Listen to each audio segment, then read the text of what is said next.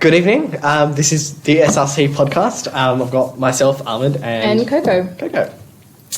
So today we're going to be going through a few things. First of all, we had our aquarium trip last week. Yes, which was a big success. It was a hit. Thank you to everyone who came. Yes. We had a lovely time.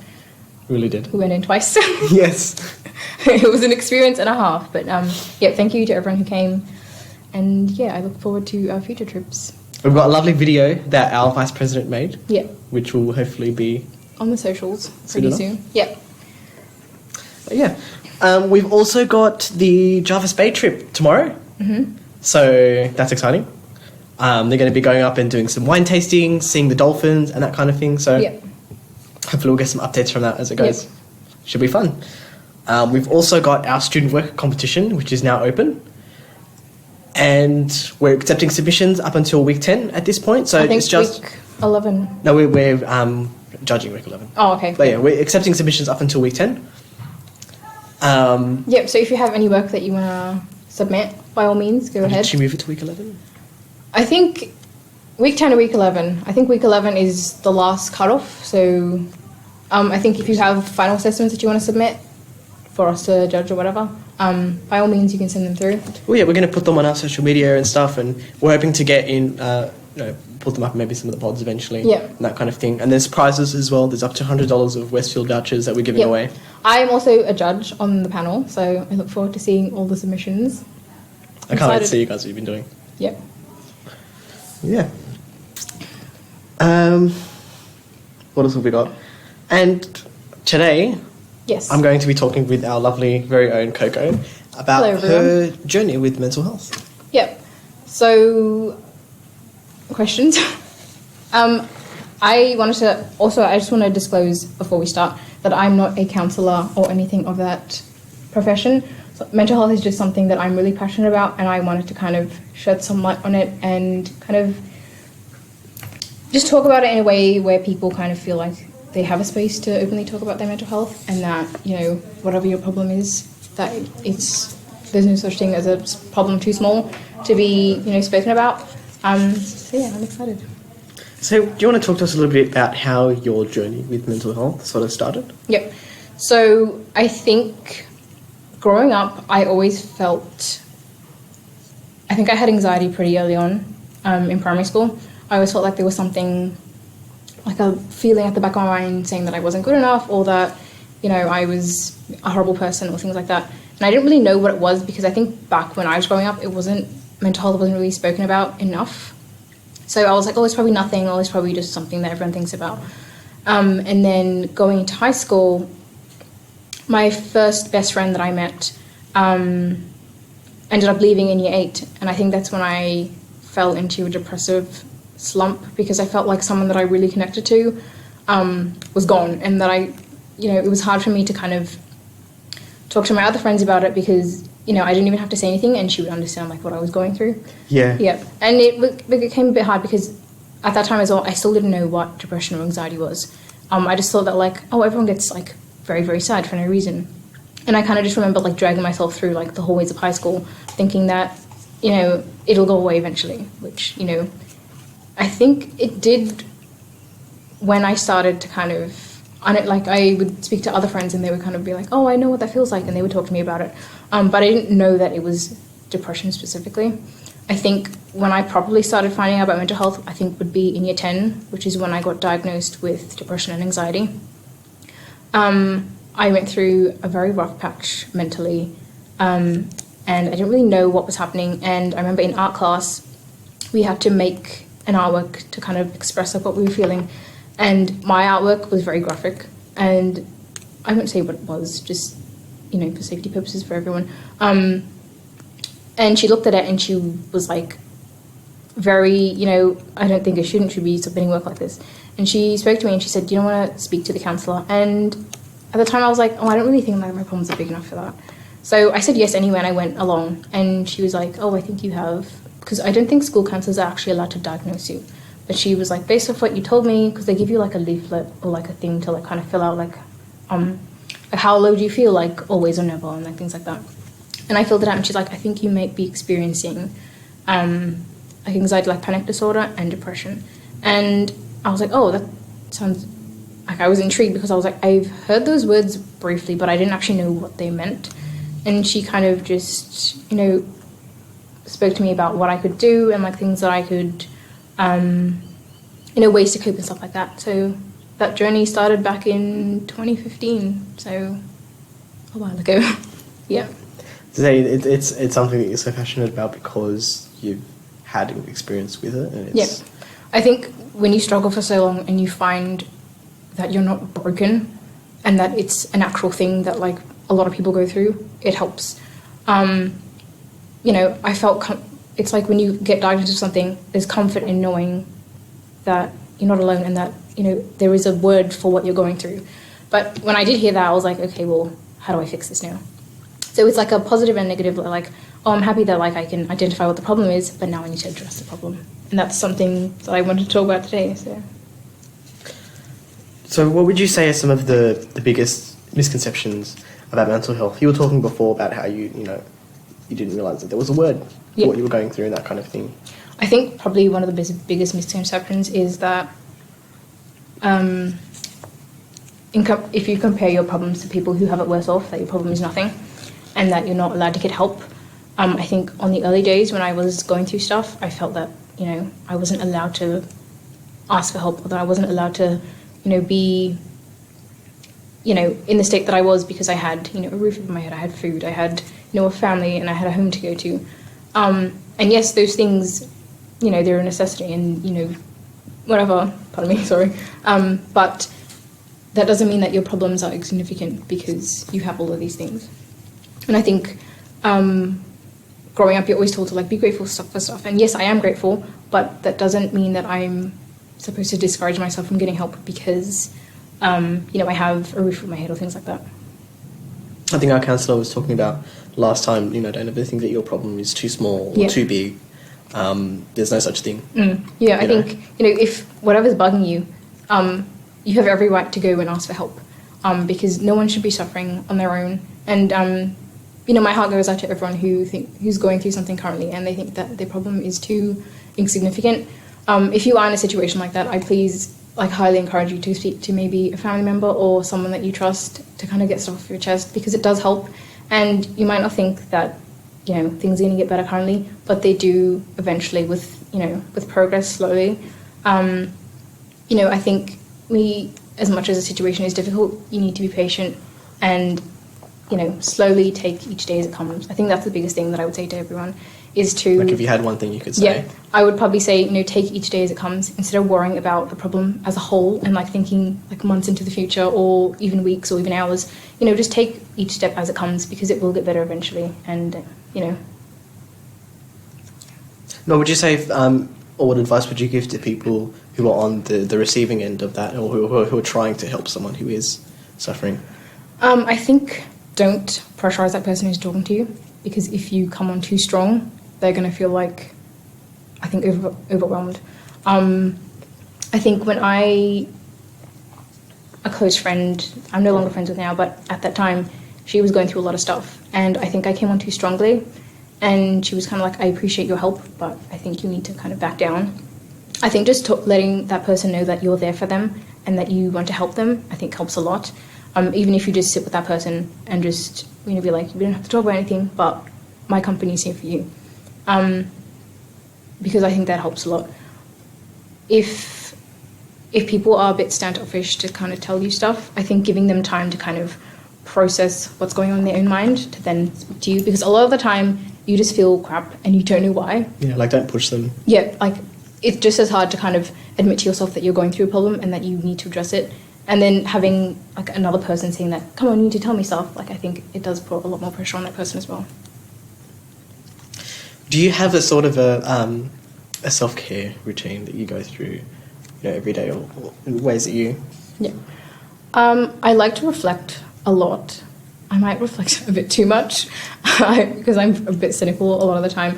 But I think just kind of setting time throughout the day or whenever to kind of take in your atmosphere during that time instead of worrying about assessments you need to finish or chores or anything like that, and just appreciating what your life is like in that moment. I meditation is something that I really like doing. Even just like maybe 10 minutes before bed, just kind of sitting on my bed and like closing my eyes and just like feeling. There's a grounding technique that I really like doing where you kind of feel your presence like in your current atmosphere. So I would like sit on my bed and I would close my eyes and I would feel like the weight of my body like pressing into the mattress and like the blankets around me, like the warm lights of like the fairy lights that I have in my bedroom. And just, you know, slowly breathing in, breathing out and kind of taking it in. And kind of it really helps, you know, center yourself and bring yourself back to that moment, because I feel like in today's society everything is like running 1,000 miles per hour and you literally don't know what to do. It's like I think it's a meme where like you have like 50 tabs open, there's like music coming from somewhere and you don't know where it's coming from. Like that, I feel like my mind is like that a lot of the time. But yeah, definitely setting time for yourself to kind of relax and de-stress, I would say, is the biggest help. If you were really into skincare, you know, do a face mask, do like a facial or whatever. Or even like video games. I like to play Animal Crossing. Like I don't even play the game anymore. I just like open it and like buy clothes and then like turn it off. Just, you know, having set like small hobbies that you like doing to kind of, you know, not worry so much about everything that's going on in the world and kind of take time for yourself to kind of, you know, appreciate like what's happening in that moment. And how do you know, or when can someone sort of identify when they're at a stage where they need to ask for help? You know, there's a lot of stuff that you sort of, you know, you feel like, you know, my problem's not big enough, at what stage do you think is, you know, where you need to ask someone, you need to talk to someone and ask for help? I think if something is plaguing your mind and you're thinking about it constantly, I think that would be a good time to kind of speak to someone. But if you just have something on your mind that you want to get off your chest, I think any time is a good time to speak to someone. You know, you don't even have to be in like a slump or whatever. Like I see a psychologist, and even when I do feel like I'm having a good week or a good day, I still, you know, make an effort to go to the session that we booked in and just talk about whatever, because you will have something to talk about. Even if you think that you don't, you will have something that you need to talk about, even if it's like a nice thing or like, you know, it's nice to talk about the progress that you've made as well, not just constantly focusing on like what you want to improve. I think celebrating your strengths and like little baby steps that you've taken throughout the week is a really good thing. And I think people don't do that enough. I think people are always constantly trying to go for the next thing, instead of celebrating, you know, tiny celebrations or, you know, tiny things that they've achieved in that week. I think with my anxiety, eating in front of people was really hard, and like going to the shopping centre on my own or things like that. And I wouldn't really, because other people would be like, oh, I can go to the shopping centre like really easily. And even though that was hard for me, I felt like I wasn't allowed to celebrate being able to go to the shops by myself because it was easy for other people. And then after speaking to like my psychologist for a while, he's like, you know, you should celebrate like that you've hit a milestone and that you can, you know, go to a shopping centre and be happy and not, you know, feel like you're going to panic. Or even like being able to eat in front of people. I think when I first met you, I was terrified to eat in front of you. And then, you know, slowly like making baby steps to be like, okay, I'm telling you now that I'm going to eat, but like don't make a big fuss about it. And you can joke about it later. Like I think having people who support you, who are nice, especially with new people, I think like it's a bit hard. But, you know, just saying like, this is what I go through and I would appreciate it if, you know, you wouldn't mention this thing, or, you know, just acknowledge that like this is something that I go through. And if people are horrible about it, you need to find other friends. Yeah. You know, one thing that I always say to my younger siblings as well, or anyone, is don't take crap from people. Don't put your self-worth behind other people, because, you know, you are the leader of your own story, and, you know, you need to keep in check with yourself, and you need to, you know, before you can help others, you need to help yourself. Yeah. And that's probably the biggest thing that I would say to people. So how do you maintain a healthy mindset, or what are your tips to do that? Meditating would be one. I think having set time where you kind of de-stress and relax yourself. Celebrating, you know, little milestones that you've hit. You know, and, you know, uni life is, you know, it's stressful all the time and you have so many things to do. But even though I have an assessment due on Sunday, when I go home, I don't think I'm going to do work right now, because, you know, you can, when things get a bit hard, I think you can slowly feel it creeping up on you. Like I get a cold whenever I feel burnt out. And I rarely get sick. So whenever that happens, I'm like, okay, I need to take time out for myself. And another thing is, don't feel guilty for taking time off for yourself, because, you know, your health comes first before anything. Yes, you have sessions to do, you have work to do, all that stuff, family, friends, whatever.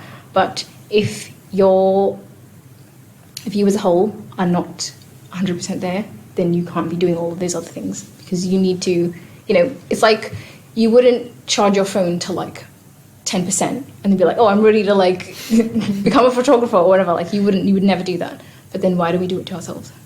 You know what I mean? Like, think of it as like your body is, you know, your ship to run the whole day.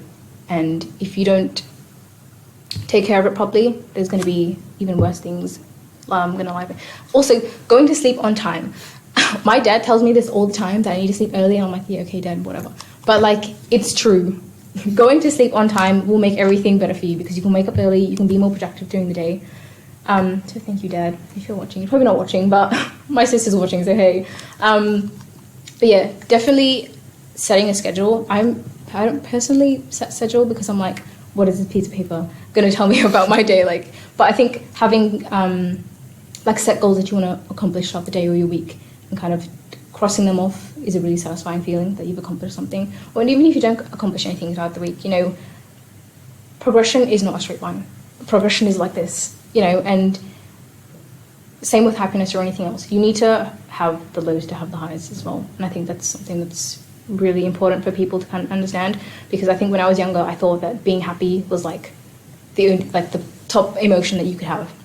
And being sad, you're not allowed to be sad, and like crying or anything like that, you're not allowed to have that. I remember, I told this story before as well, that like I would start every new year saying that I would never cry. And looking back, it sounds really dumb and unrealistic. And now, like as an adult, I know that like there's nothing wrong with crying. There's nothing wrong with taking a break for yourself. Yeah, I think I rambled for a lot, but yeah. You commented on burnout a little bit. Can you want to share some of your tips with sort of dealing with that? I think it's something we're probably, if we haven't started feeling it, we're going to with week 11 coming around the corner in week 12. Definitely having set times where you do stuff and having a schedule. Even if it's a brief schedule, at least following it, you know, consistently, so that you have times where you do stuff and times where you know, time for rest and time for work. I found that, you know, something that I would do was work while eating. And it got bad because I would start off eating and then get so focused into doing my work that I would forget to actually eat. And that would be something that I was really bad. I like to say that I'm like a procrastinating workaholic. So I procrastinate the whole time, but then when I'm working, I don't stop working. And I think having times where you have breaks are really important. Yeah. I never used to take breaks, and I used to, by week 5, I was already done. And I didn't know why, and after I was like, no, you need to have breaks for yourself, if it's, you know, 10, 15 minutes, whatever. And then working again for like an hour or 2 hours. Even in the field of design, I feel like breaks are so important. Just to take a step back and then come back to your work with fresh eyes. Because you'll see stuff that you didn't see before. Or I remember one of our lecturers, Suzanne, was talking about how she needs to do it sometimes, because sometimes she'll realise that she's gone off on a tangent and that isn't following the client brief. Yeah. So like she just takes a second, makes herself a cup of tea and a biscuit, and comes back to it with fresh eyes. I think when you do get into that work as a mindset, you become very tunnel visioned. Yeah. And 100%. Yeah. So taking a break definitely would be, you know, something that I would suggest as well. And I think, following a schedule, as I mentioned before as well, because, you know, as much as, you know, we all have 24 hours in the day, and, you know, it's what you do with that time that matters. You know, there's no point in saying that, oh, I'm going to do all of this, but then you do nothing. Like, you know, actions speak greater than words, and you need to kind of prioritize certain times on what you do stuff. You know, if you value self-care, then you incorporate that into your thing. But also don't value one thing more than the other, because, you know, all of it is like mixed together. It's like a pie chart, basically. Not all of it is kind of catered towards working, and then 1% is like self-care. You know, you want to have at least equal portions of everything, so you can kind of have like a balanced diet, basically. And I think it's important as well when setting goals to make sure that they're realistic. Yeah. Because if you set goals that are too ambitious, that you know you're not really going to accomplish, you're never going to meet those goals, and you're always going to end up in this circle where you're setting goals and not meeting them, and then setting goals and not meeting them. So I think it brings us back to what you were talking about before about celebrating the little things and celebrating the fact that progress is progress. I think when starting, like, with an assignment, for example, making, small notes at the start and kind of working your way up instead of looking at the assessment as a whole. I think that you were talking to me about this last week, because you get so focused on part 1 and then part 2 and then I have to do part 5 and then I need to do the rationale as well, but you haven't started anything and it's already Thursday and you're like, my session's due on Sunday. I think starting with small parts and slowly progressing into bigger sections, like taking things at bite size. And this was advice from our success coaches, actually. And I was a little bit up myself and I thought, I don't need to go to these success coaches things. I already know everything. Yeah. And then I sat in one of them and I was like, hey, that's actually a good piece of advice. And I've started using it myself. Like, I think for me as well, one of the biggest things is my pride. Yeah. Not so much anymore, but I was like, oh, I know everything. Like, it's fine. I know what to do. But, it's good to kind of hear other people's opinions on how they work, to kind of put it into your work routine, so you can kind of see things from a different perspective.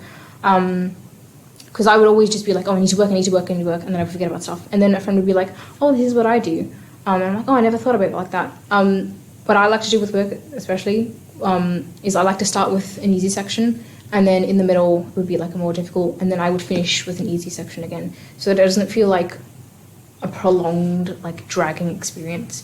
Because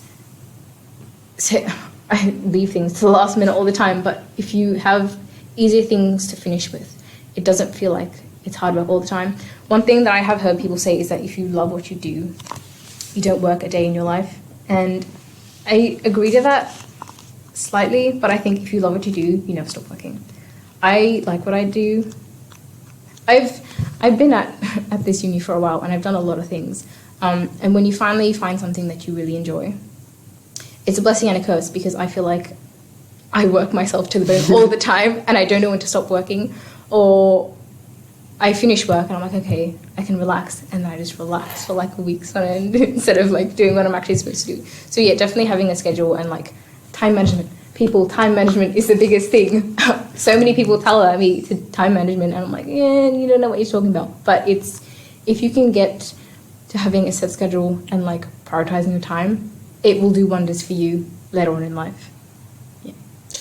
I know I had someone in my class talking about how because he's a chronic procrastinator as well, I think we all are, honestly.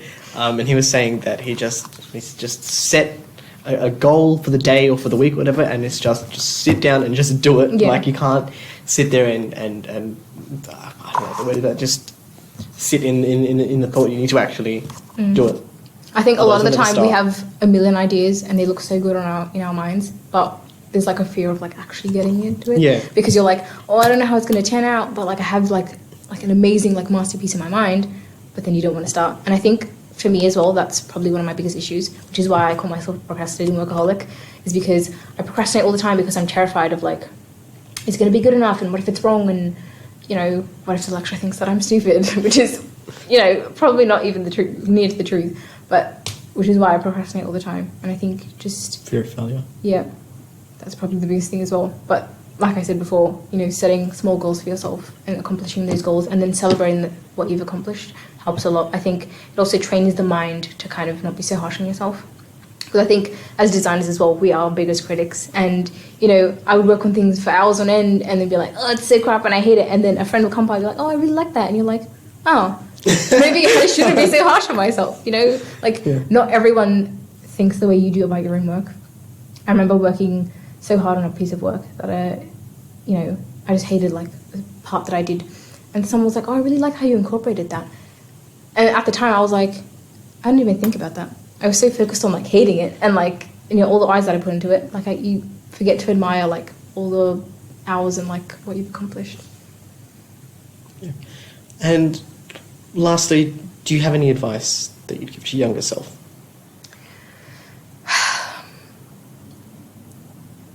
Oh, there's so many. Where do I start? I think definitely being nicer to myself. If my younger self and myself now met each other, there would be a brawl. They would not get on. Not be friends, yeah. They would not be friends, yeah. They wouldn't even be, like, they would look at each other and be like, oh, I'm not even going to look at that person. I think I've definitely have a more positive mind about a lot of things. I was very negative because I didn't feel like I was deserving of anything. I was very harsh on myself, and I got bullied a lot when I was younger. And I think I took a lot of that to heart. Looking back at it now, like, I understand why I did, because when you're younger, you're so, when you come into the world, you're a child and you do stuff to, like, impress your parents. Like, look, mum, and look at me in my like, crappy pasta design. And she's like, wow, that's amazing. And you're like, wow, I'm so amazing. And then you go to school and everyone's like, that's crap, that's ugly, you're ugly. And you're like, but my mum said that I was beautiful. And they're like, yeah, well, your mum doesn't know anything. It's like, I think it's hard to kind of to differentiate when to take people's opinions in and when to not when you're younger. I think because you're so focused on, like, setting up a nice personality, like, for everyone, because you want to make friends, you want to, be the cool person, whatever, that you forget that your opinion of yourself matters more than anyone else. And I think in 2015 I had a breakdown because I didn't know who I was, because I kept putting on so many facades for other people that I looked into the mirror and I was like, I don't even know what my favorite hobby is. Like, I don't even know what I like anymore. And I think just taking a step back to kind of self-reflect on yourself and, like, what you want to be as a person, and, like, what are your values, what are your goals. And it doesn't even have to be, like, massive goals. You don't have to be like, I'm going to be the president of freaking America. Like, no, just being, nicer to yourself. Taking up a new hobby. I bought a guitar a few months ago. I haven't played it because I'm scared about what other people think. But, I think just do stuff because you want to do things. Don't worry about, impressing other people because you want someone to like you. Like, first of all, if you're doing that, that person is not worth any of your time if you're trying to impress them. I forgot what I was going to say. But yeah, I think that would probably be one of my pieces of advice to my younger self. Or just a lot of young people now. Your opinion about yourself is more than anything. And I think the way that you talk about yourself matters a lot. I had a very, not negative personality, but I was very cynical. I had a very dark humour. I still have it now, but it's not as much. I used to make very, bleak jokes, and they were funny at the time, but now, like, I took on board what I said a lot, and it got to the point where I was believing every single bad thing that I was saying about myself, and I would believe that everyone hated me and that I wasn't deserving of anything, and that my own family, like, found me as a burden.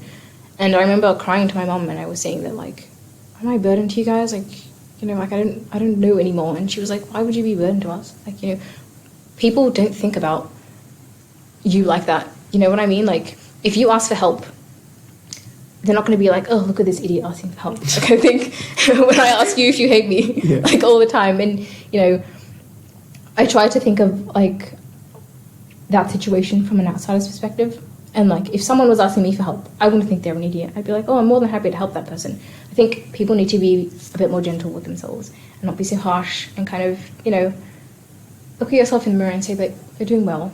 Like, you've come so far, like, with all the crap that you've been through, and you're allowed to be happy. Like, you are deserving of all the happiness. The mushy-gushy, but, like, you're allowed to be happy. You're allowed to have nice things. You're allowed to have friends and family that love you. And I think that would also be one of the pieces of advice that I would give to people, is that you are deserving of happiness. And you've come, my laptop's dying, you've come far, and you're allowed to celebrate your successes over the years. And that doesn't make you vain, or that doesn't mean that you have a massive ego. I think people don't celebrate their successes enough. Like, I, for one, know that I don't. I accomplished so much, and I get distinctions and, like, high distinctions for subjects, and I'd be like, oh, but do I really deserve that?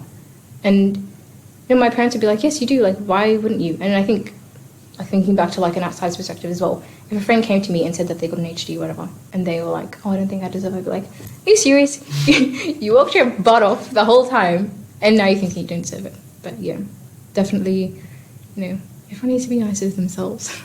Yeah. Okay, well, thank you so much for sharing that. Thank you for having me. I just can ramble on forever. But yeah, I think, as much as I am talking to, the audience and to you as well, I am talking to myself. Because a lot of the time, you're so focused on, me personally, I think I'm very selfless. And I like to help other people, but I forget to help myself. So I think it's nice to, like, just check in with yourself every now and again to be like, you know, you're doing fine. Like, you can do this, you know, there's help for you out there, and it's not the be-all and end-all. Okay. Thank you so much. Thank you. I suppose that's where we'll leave it for today. Yep. Thank you to everyone who joined us. Yep. And we'll hope to see you around the internet pretty soon. Bye.